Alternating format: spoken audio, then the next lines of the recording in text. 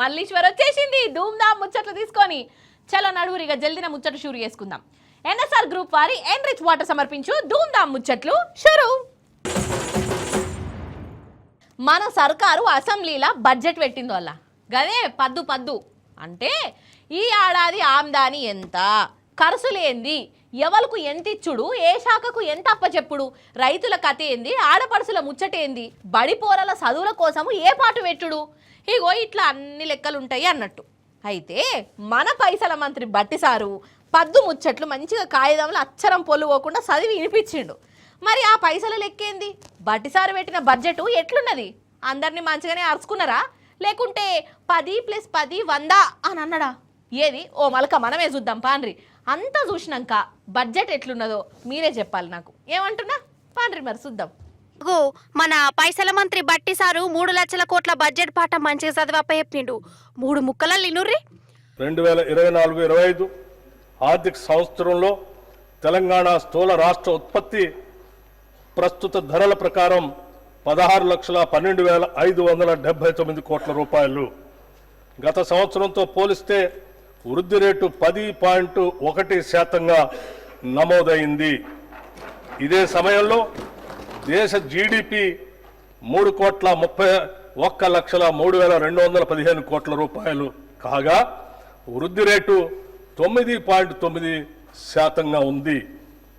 2024-25 ఆర్థిక సంవత్సరంలో ప్రస్తుత ధరల ప్రకారం రాష్ట్ర తలసరి ఆదాయం 3,79,751 రూపాయలు కాగా వృద్ధి రేటు 9.6%. ఇక అసలు ముచ్చట్ల కద్దాం. సరే, 1,000 కోట్లు 100 కోట్లు అనుకుంటా అంకెలైతే చెప్పిండు కానీ మరి వాటిని ఎట్లా అమలు చేసుడు, ఎట్లా పెడతారు, ఏంది కథ, అసలు పెట్టేది ఉన్నదా లేకుంటే పేపర్ల మందమేనా? గా ముచ్చట్నైతే నమ్మకం వచ్చేటట్టు కరెక్ట్గా చెప్పలేదోళ్ళ. సార్ చెప్పిన బడ్జెట్ పాఠం అమలైతేయో కావో కానీ కమస్కం చదివి వినిపించిన వాటిలలో కూడా రైతులకు అన్యాయమే చేసిర్లోల్లా. అసలు రైతు భరోసా ముచ్చటనే లేదట. సగం సగం రుణమాఫీతోనే గోసపడుతున్న రైతులకు మళ్ళొమలక ముడిషే చూయించిరు. 500 రూపాయల బోనస్ డికరేదియలే. మరి రైతులంటే మొదటిసారి ఎందుకు ఇంతగానం కళ్ళలో పెట్టుకున్నారో నాకు అర్థం కాదు.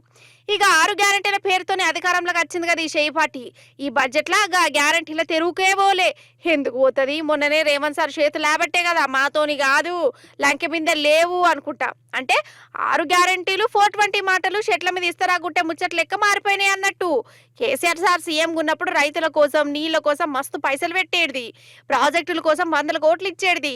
కానీ ఇప్పుడు ప్రాజెక్టులు కాలువలకు ఈ తాప ఏ పాటు పైకం పెడుతురు, ఏంది కథ గది కూడా లేదట. మొత్తానికి పేపర్ల మీద అంకలైతే కనబడుతున్నాయి కానీ ఆ అంకల్నే చూమంతలు అనుకుంటా గారడీలు చేసి ఉపాయం చేసిరని అంటురు.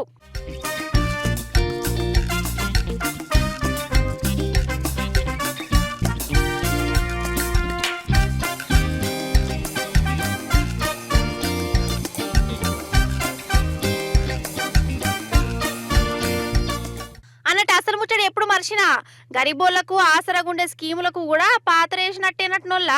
కొత్త స్కీముల సంగతి దేవుడెరుగు. కేసీఆర్ సార్ పెట్టిన స్కీములకు కూడా కత్తెర్లు కోతలు పెట్టే బడ్జెట్ అటు ఇది. ఇవన్నీ కాదు కానీ అసలు ఈ బడ్జెట్ ఎట్లున్నది, ఏంది కథ, దీంతో ఎవరికి ఫాయిదా అవుతుంది, ఇవన్నీ మన రామన్ అందరికి అర్థమయ్యేటట్టు 4 ముక్కలలో చెప్తాడు. వినాలి మీరు. ఇంకా 2 మాటలు ఖచ్చితంగా చెప్పాలి. తెలంగాణ ఆర్థిక వ్యవస్థను ఇవాళ చిన్నాభిన్నం చేసింది, పేక మేడలాగా కుప్పగూలుస్తున్నది కాంగ్రెస్ పార్టీ, కాంగ్రెస్ ప్రభుత్వం. అందుకే మేము చెప్పినాం కరోనా వైరస్ కంటే ప్రమాదం కాంగ్రెస్ వైరస్ అని చెప్పినాం. మళ్ళీ ఈరోజు బడ్జెట్ ద్వారా అది స్పష్టంగా కనబడతా ఉన్నది. ఇంకా పెద్ద పెద్ద డైలాగులు. $1 ట్రిలియన్ చేస్తారట వీళ్ళు. $1 ట్రిలియన్ అంటే ఎన్ని సున్నాలు ఉన్నాయో కూడా వీళ్ళకి తెలియదు. కానీ $1 ట్రిలియన్ ఎవరో చెప్పినరు, వీళ్ళు చదివినరు తప్ప వీళ్ళకు ఉన్నదాన్నే కాపాడే పరిస్థితి లేదు. మీరు $1 ట్రిలియన్ ఆర్థిక వ్యవస్థ చేసుడు కాదు, $1 ట్రిలియన్ అప్పు చేసే దౌర్భాగ్యమైన పరిస్థితి కనబడతా ఉన్నది. కేసీఆర్ ప్రభుత్వం 10 ఏళ్లలో 4,17,000 కోట్ల రూపాయల అప్పు చేస్తే ఆ రోజు కారు కూతలు కూసింది కాంగ్రెస్ పార్టీ. ఈరోజు ఒక్క సంవత్సరంలో 1,60,000 కోట్ల అప్పు చేసింది కాంగ్రెస్ ప్రభుత్వం. ఇది వాస్తవం అని చెప్పి ముఖ్యమంత్రి గారే అసెంబ్లీలో ఒప్పుకున్నారు. ఇంకా వీళ్ళ అటర్ ఫ్లాప్ మోడల్ అట దేశానికి ఆదర్శమట. నిజంగా చెప్పాలంటే ఇది దేశానికే సిగ్గుచేటైన పాలన. 20% కమిషన్ పాలన అనేది స్పష్టంగా అర్థమవుతా ఉంది. ఈ బడ్జెట్ ఒక మాటలో తేల్చి చెప్పాలంటే ఇది పేద ప్రజల కష్టాలు తీర్చే బడ్జెట్ కాదు. 6 గ్యారంటీలను గోవిందా గోవిందా అనిపించి ఢిల్లీకి మాత్రం మూటలు పంపడానికి పెట్టిన బడ్జెట్ అనేది మాత్రం క్లియర్గా కనబడతా ఉంది. హరీష్ అన్న ఏమంటుండో ఇనుర్రి. భట్టి గారి ప్రసంగం బడ్జెట్ ప్రసంగంలా కాకుండా రాజకీయ ప్రసంగంలాగా ఉంది. ఎన్నికల ముందు అబద్ధాలు, అధికారంలో వచ్చిన తర్వాత అబద్ధాలు, చివరికి బడ్జెట్ ప్రసంగంలో కూడా అబద్ధాలు. నేను రాజకీయమైన ఆరోపణ చేయట్లేదు. ఎన్నికల ముందు అబద్ధాలు మీకు తెలుసు. ఏం చెప్పారు? ఏదడిగితే అది ఇస్తామన్నారు. ఉరకండి, పరిగెత్తండి, 2 లక్షల రుణమాఫీ అన్నారు, తెచ్చుకోండి అన్నారు.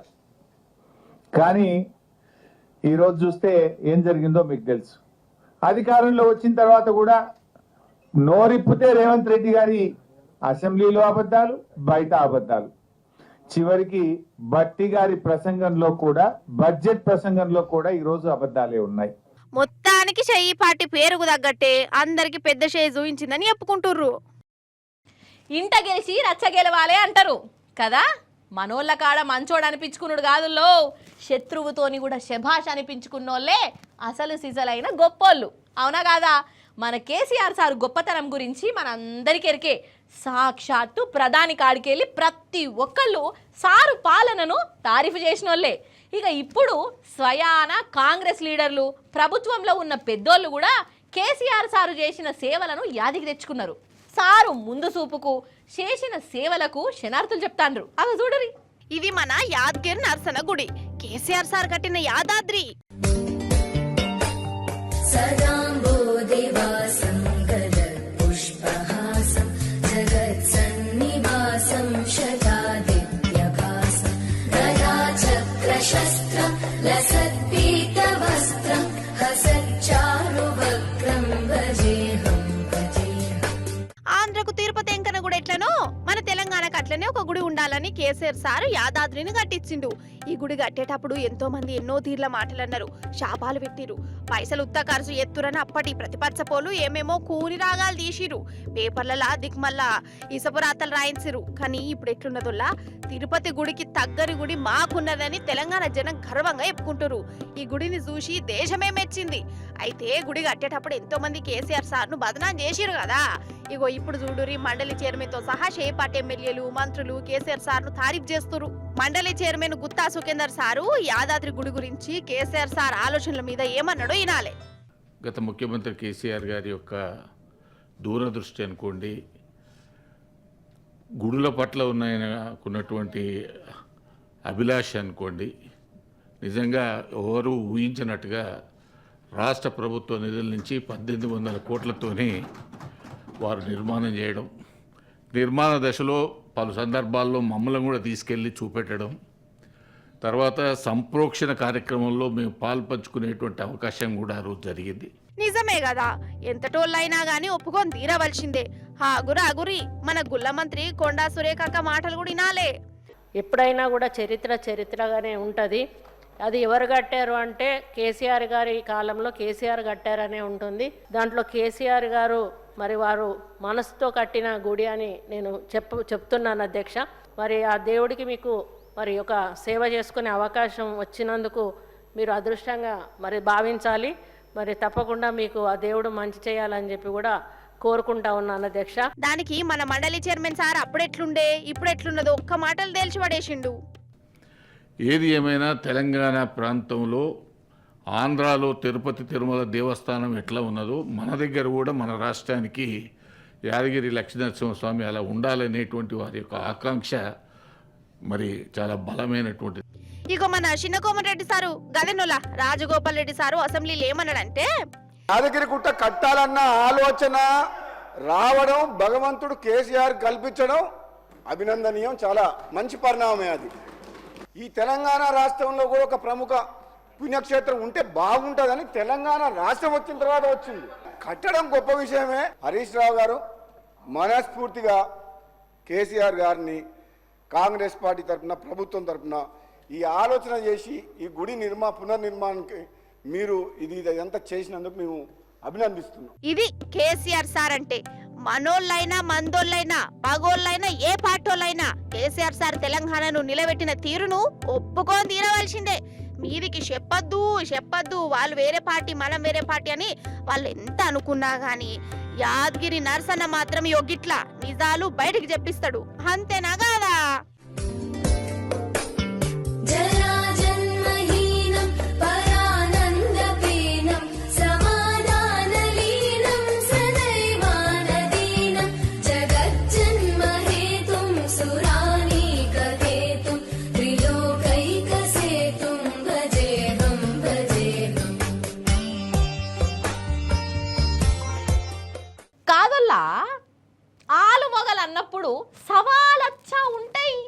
మాట అనుకోవాలి, ముత్తని మంచినీళ్ళు తాగి సప్పుడేక కూసోవాలి ఏం తెలియనట్టు. కోపం తగ్గినాక అవతల పడాలి గంతే గాని ఎంతసేపు కీసులాడుకుంటే ఏందన్నట్టు. ఎవరింట్లో లేవు చెప్పుండ్రు వల్ల కీసులాటలు. ప్రతి ఇంట్లో ఇదే రామాయణమాయే. కాకపోతే కోపాలు తగ్గేదాక ఒకరికొకరు సంజాయించుకోవాలి. పిల్లల ముందు చిన్నగా కానే కావద్దు. గంతే గాని సచ్చుడు గిచ్చుడు మాటలు ఎందుకు అత్తయ్య వల్ల చెప్పుండ్రి. ఎందుకు చావాలి అయినా సచ్చేత ఎందుకైనా పెళ్ళిళ్ళు చేసుకున్నారు కథ గాని. అగో గీ అక్క చూడండి రోల్లో ఏం చేసిందో. అగో టవరు కరెంటుదే మీద నజరయ్యరి కనబడుతుందా? ఒక అక్కున్నది. ఇప్పుడు అక్క మీదకెళ్ళి దునికి సత్తదట. అట్లయితేనే పెనిమిటికి బుద్ధి చెప్పినట్టు అవుతుందట. ఇక ఎప్పురి కథ. అయితే ఆలు మగల నడవ పంచాదైందోలా. మాట అనుకున్నారు. సరే జరిసే పొరుకునే గాడు కొరుకొని మళ్ళీ కలిసిపోవాలన్నా అద్దా. 24 గంటలు గిదేలులట. ఇక ఇంటామకు బీపీ లేచింది. పెనిమిటి కన్నా సావత్తలేదు, నేనన్న సత్తా అనుకుంటాకో కరెంట్ టవర్ ఎక్కింది. ఊరోళ్ళు చెప్పినా పట్టించుకోలే. పోలీసు వాళ్ళు వచ్చిర్రు, వాళ్ళ మాట కూడా ఇనుడే లేదు. ఇక లాస్ట్కు యోగి పోలీస్ అన్న దైన చేసిండు. కిందిన పోలీసులు ఆమెను మాటలలో పెడితే ఈ పోలీస్ అన్ననేమో మెల్లమెల్లగా టవర్ ఎక్కిండు ఆమెకు కానకుండా. ఇక దగ్గరికి పోయి బుజర్గిచ్చిండు.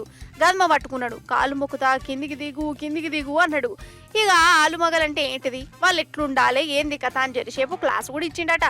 ఇక లాస్ట్కు అమ్మగారి మనసు కరిగింది. కిందికి దిగుతా పాటు కానీ నువ్వు నన్ను తాగకుండా కిందికి దించాలని షరతు పెట్టిందట.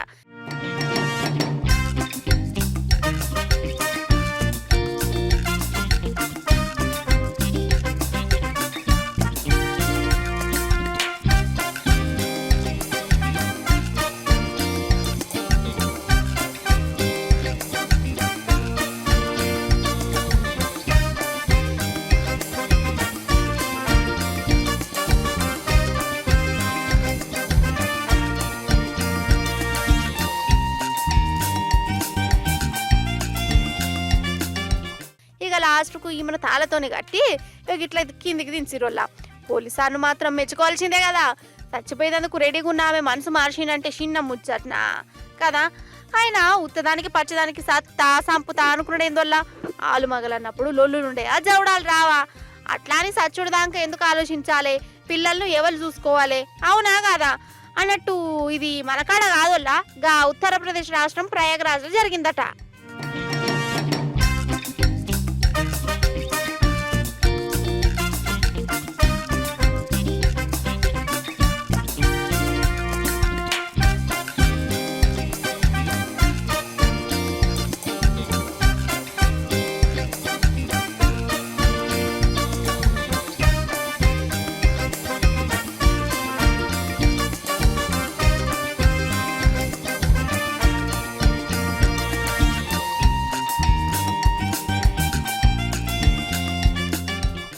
నిజంగా మన తెలంగాణ అంటేనే మర్యాద.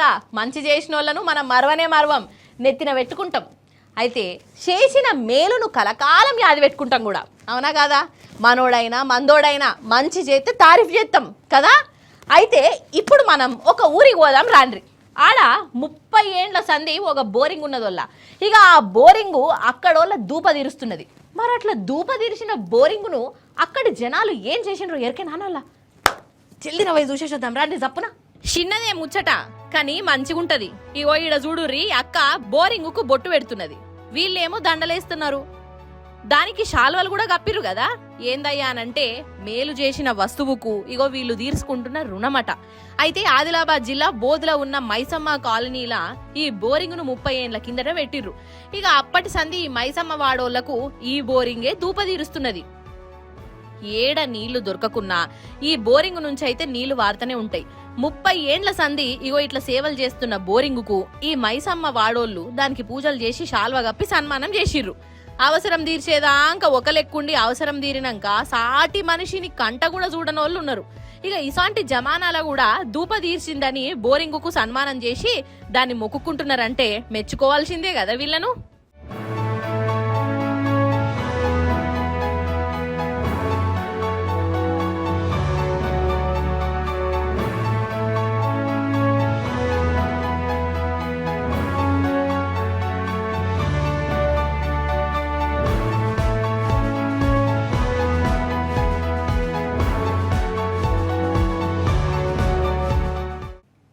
గ్రూప్ వారి ఎన్రిచ్ వాటర్ సమర్పించు ధూమ్ ధామ్ ముచ్చట్లు. ఇవన్నటోళ్ళ ఇలాంటి ముచ్చట్లు మళ్ళీ రేపు వస్తుంది కదా మీ మల్లీశ్వరి. అప్పుడు వచ్చేటప్పుడు ఇంకిన్ని ముచ్చట్లు తీసుకొని కలుస్తుంది బై మీ అందరినీ. అప్పటిదాకా మీరైతే చూస్తూనే ఉండరు టీ న్యూస్. నేనుంటా మరి. నమస్తే.